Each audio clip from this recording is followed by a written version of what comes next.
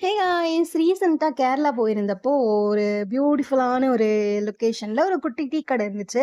அங்க வந்து என் கூட வந்தவங்கலாம் டீ குடிக்கிறதுக்காக நின்னுட்டுருந்தாங்க. நான் டீ, காஃபி குடிக்க மாட்டேன்றதுனால, நான் வேண்டான்னு சொல்லிட்டு, நான் கொஞ்சம் தூரம் வாக் பண்றேன். ரோடு ரொம்ப சைலன்ட்டா நல்லாருக்கு. அதாவது ஒரு காட்டுக்குள்ள நடந்து போற மாதிரி ரொம்ப பியூட்டிஃபுல்லா இருக்கு. நான் வந்து கொஞ்சம் தூரம் நடக்கிறேன், அப்படின்னு சொல்லிட்டு நான் நடந்துட்டு இருந்தேன். அப்படி நடக்கும்போது தான் எனக்கு இது கிடைச்சது. இந்த கோகோ ஃப்ரூட் வந்து எனக்கு ரொம்ப காயா கல்லு மாரி கிடைச்சது. கிரீன் கலர்ல. வீட்டுக்கு வந்து 2, 3 டேஸ் ஆச்சு. 3 டேவே வந்து இது நல்லா yellowish அங்கங்க ஆயிடுச்சு. சரி ஓகே இத நம்ம ஓப்பன் பண்ணலாம் அப்படின்னு சொல்லிட்டு நான் கட் பண்ணிட்டேன்.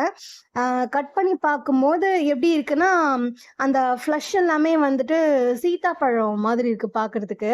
சீத்தாப்பழத்துல எப்படி ஒரு சீடு இருக்கும். அத சுத்தி கொஞ்சம் ஃப்ளஷ் இருக்கும். நம்ம அத சாப்பிட்டுட்டு அந்த சீட தூக்கி போட்டுருவோம். அந்த மாரி தான் இதுல இருந்துச்சு. ஒண்ணு எடுத்து சாப்பிட்டு பார்த்தேன். டேஸ்ட் வைஸும் அப்படிதான் இருந்தது.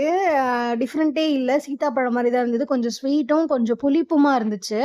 அ இதுல இதுக்கு நடுவுல இருக்க அந்த சீட தான் வந்து நல்லா காய வச்சு பவுடர் பண்ணி கோகோ பவுடர் அப்படின்னு குடுக்குறாங்கன்னு நெனைக்கிறேன். இப்ப நான் வந்து ஒண்ணு சாப்பிட்டு பார்த்தேன். டேஸ்ட் ஓகே தான். இத வந்து எப்படி சாப்பிடுறதுன்னு எனக்கு தெரியல.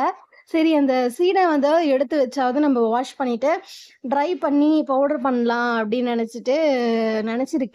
இப்போ அந்த சீட வந்து நல்லா வாஷ் பண்றேன் போமாட்டேங்குது. அந்த பல்ப் வந்து ஒட்டிக்குது. இது என்ன பண்றதுன்னே எனக்கு தெரியல. ஒருவேளை இத காய வச்சு பவுடர் பண்ணா, அம் கரெக்ட்டான கோகோ பவுடர் கெடைக்குமா? நீங்க யாராவது இத ட்ரை பண்ணியிருக்கீங்களா?